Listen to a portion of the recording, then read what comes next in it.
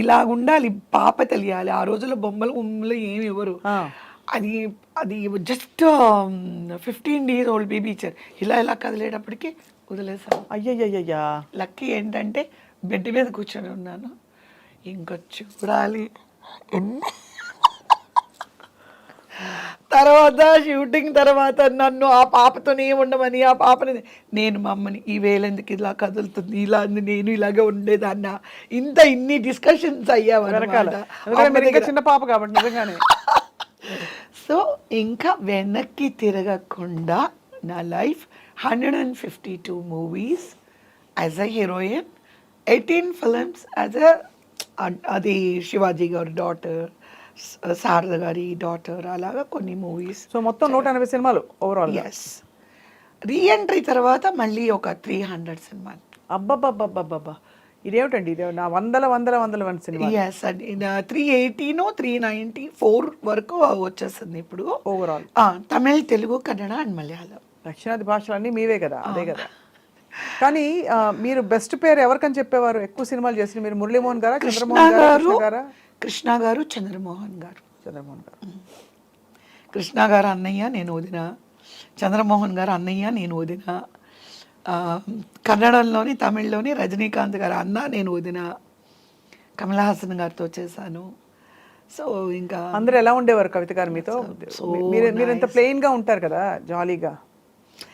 Main ఏంటంటే అందరూ నన్ను ట్రీట్ చేసేది లైక్ కిడ్. పొద్దున్నే వచ్చినప్పుడు చాక్లెట్ తెచ్చేవారు నాకు, అందరు చూసేవారు అనమాట.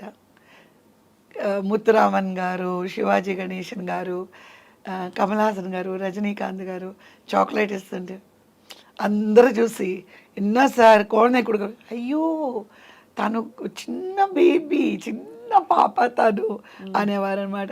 సో సమ్హౌ రాదర్ నాకెందుకో అందరూ they treated me like their own family member.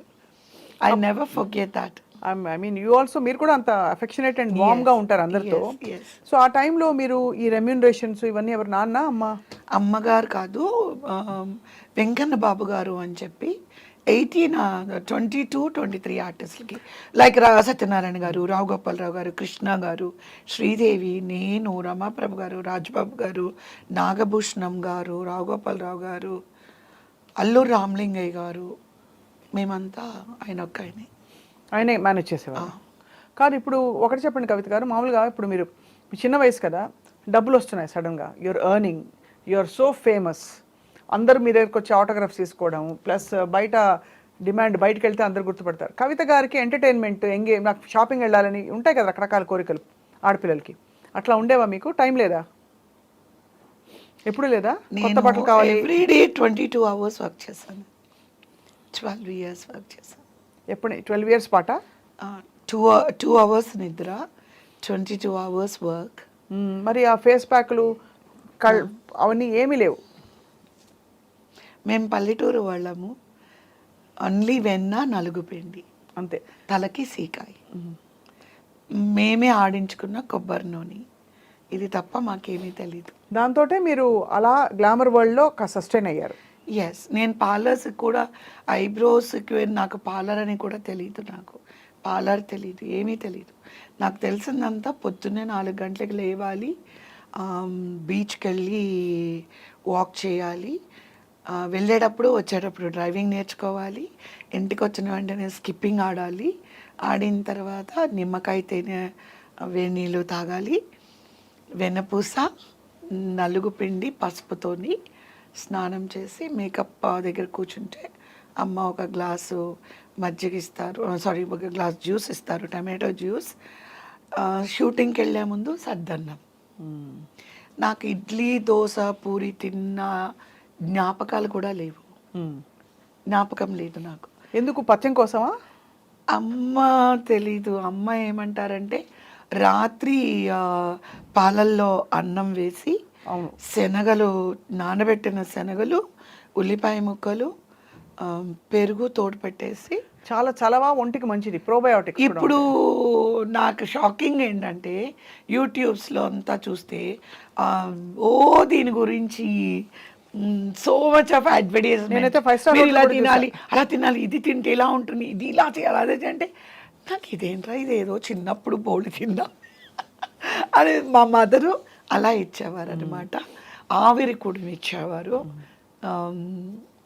నా భోజనం అంతే, మార్నింగ్ టిఫిన్ దాన్ని మీ వెనకాల ఉండేది అమ్మగారు ఉండేవారు. అండ్ అప్పుడు మరి బట్టలు కొనుక్కోవాలి అంటే ఎక్కడ టైం? నేను ఎప్పుడు కూడా ఒక కర్చీఫ్ కూడా కొనుక్కోలేదండి. నేను సింపుల్గా మీకు విషయం చెప్పేస్తాను, 1 wordలో చెప్తాను. నా జీవితంలో అమ్మ, మా వారు, ఇప్పుడు మా పిల్లలు, అంతే. నేను ఒక కర్చీఫ్ కొనుక్కున్నది కూడా నేను ఆలోచించుకోవాలి ఒక్కసారి. హ్యాంగ్ కర్చీఫ్ ఉంటుంది కదా, అది కొన్నానా అని కూడా నేను ఆలోచించుకోవాలి. అంటే నా లైఫ్లో నేను ఎప్పుడూ షాప్స్కి వెళ్ళలేదు. బట్ ఇవి మింటెడ్ మనీ కదా కవిత గారు, చాలా డబ్బులు వచ్చి ఉంటాయి మీకు. ఆ రోజుల్లో ఆ వయసు అమ్మాయి అంత ఇండిపెండెంట్గా యాక్ట్ చేయడం, అంత బ్యూటిఫుల్గా రాణించడం చాలా అరుదు. చాలామంది యాక్టర్స్ ఉండుండొచ్చు, బట్ మీరేమి కోరుకోకుండా మీకేమి నగలు? ఎవ్రీథింగ్ ఇస్ సెటిల్డ్ అండి. అన్నీ అమ్మ చేశారు. అమ్మ ఎవరికి అక్కకి పెళ్లి చేశాము నా సంపాదనతో. అంటే అప్పుడు అనుకుంటారు మీ ఇప్పుడే వరకట్నాలని, కట్నం ఇచ్చి అన్నీ ఇచ్చి పెళ్లి చేయాల్సి వచ్చింది మా సిస్టర్కి. చేసాము, అన్నీ ఇచ్చి చేసాము, అన్నీ నా సంపాదన. చదివించాము, తమ్ముని చదివించాము, చెల్లిని, కుటుంబాన్ని మీరే మోసారు. ఫ్యామిలీ మొత్తానికి అందరికీ నేనే చేశాను మొత్తం. You feel happy when you look back? Yes. Like I was able to do something for others kada, that to my family kada. So definitely it is a great feeling that I'm use of something to my family. Correct. I have done something good to my family, and my family is, because of me they settled. See, 5 suffer అయ్యి ఒకళ్ళు బాగుండకూడదు. ఒకళ్ళు కష్టపడి 5 members are comfortable. But మీరు కష్టపడ్డారు కానీ suffer అయితే అవ్వలే కదా, ఎంజాయ్ చేశారా వర్క్ అంతా? ఎస్, చాలా. ఎందుకంటే ఆమె పర్సన్, ఇప్పుడు మీరు ఏ జాబ్ లేదు, బాత్రూమ్లు కడిగే జాబ్ మీకు ఉంది అన్నారు అనుకోండి, ఆర్టిస్టిక్గా చేస్తాను. అంతేనా? చాలా ఆర్టిస్టిక్గా చేస్తాను. బాత్రూమ్ కడగడం అనేది కూడా ప్రపంచంలో ఎవరు కడగనంతగా అంత 100% నా మైండ్ సోల్ దాంట్లో పెట్టి ఎంత పక్కా మీరు ఎదురు చూడనట్టుగా అంత పక్కగా. అంటే నేను ఏం చెప్పబోతున్నానంటే, మనము ఒక పని తీసుకున్నామంటే దాన్ని ఒక దైవంగా భావించి చేయాలి. Put heart and soul and do it, otherwise don't accept it. ఇప్పుడు నాకు ఇష్టం లేదు ఇది, ఆల్రెడీ నేను కాలు పెట్టి నేను ఫెయిల్ అయ్యాను అనే మాట ఎవరి నోట్లో రాకూడదు. కరెక్ట్. నా ఫీల్ లైఫ్లో ఒకే ఒక్క దాంట్లోనే నేను ఫెయిల్ అయ్యాను, అండ్ అది పాలిటిక్స్. అఫ్ కోర్స్ పాలిటిక్స్ వరకు వచ్చేలోపు ఐ ఆల్వేస్ వండర్డ్, కవిత గారు ఒక అందగత్తె, యంగ్ ఏజ్లో ఇండస్ట్రీకి వచ్చారు, చాలామంది మిమ్మల్ని ప్రేమించుంటారు కదా, మీరు కూడా చాలా మందిని ప్రేమించుంటారు, అలా ఎప్పుడు జరగలేదా? అంటే మనసు పడ్డం సహజం కదండి అది. నేను సూపర్ మ్యాన్ని పెళ్లి చేసుకోవాలనుకున్నా, కుదరలేదు. బాబీ సినిమా చేసేటప్పుడు చూసినప్పుడు రిషి కపూర్కి పెళ్లి చేసుకో, లవ్ స్టోరీ చూసినప్పుడు కుమార్ గౌరవ్ని పెళ్లి చేసుకోవాలి అనుకున్నా, కృష్ణ గారి సినిమాలు చూసినప్పుడు కృష్ణ గారు లాంటి హస్బెండ్ రావాలి అనుకున్నా. చాలా అందగారండి కృష్ణ గారు, నేను కృష్ణ గారు ఫ్యాన్, చాలా పిచ్చి. అందుకనే ఎక్కడో ఇంటర్వ్యూలోని నేను చెప్పిన మాట విని విజయ నిర్మల గారు నన్ను హీరోయిన్గా పెట్టారు ఆయన పక్కన. ఓహో.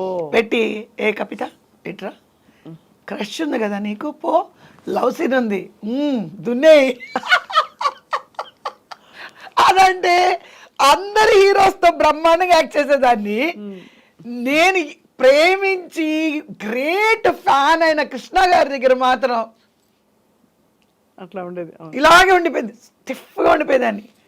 కవిత, ఆవిడ కపిత అంటారు, ఎందుకని అడగండి, కోతి అంటారు, కపిత అంటే అర్థం తెలుసా, వచ్చేస్తున్నావు పిలిస్తే అన్నారు, కవిత అంటే వస్తున్నాను. ఏమని పిలిచాను, మీరు కవిత అన్నారా, అదే సరిగ్గా వినాలి, కపిత అన్నాను నేను అంటారు. నీ కవిత అంటే అర్థం తెలుసా అన్నాడు, తెలీదు, కోతి. అయితే మీరు నన్ను కోతి అంటున్నారంటే, అది కాదు, దానికి ఇంకో పేరుంది, అల్లరి. అదే కృష్ణ గారితో నేను యాక్ట్ చేస్తున్నా, మొత్తం ఆవిడ ఎన్ని సినిమాలు కంటిన్యూస్గా కృష్ణ గారితో నేను హీరోయిన్గా చేశాను. ఎప్పుడు ఆయన 5 నిమిషాలు కూడా నిలబడి నేను ఎప్పుడు మాట్లాడలేదు. మేబీ అది గౌరవం అనుకోవచ్చు. ఆయనకు తెలుసా మీకు అంత పిచ్చుందని? ఆవిడ చెప్పారుగా, ఆవిడ నా ముందే చెప్తున్నారు. మీరంటే పిచ్చి, ప్రాణం, మీ ఫ్యాను, మీ అభిమాని,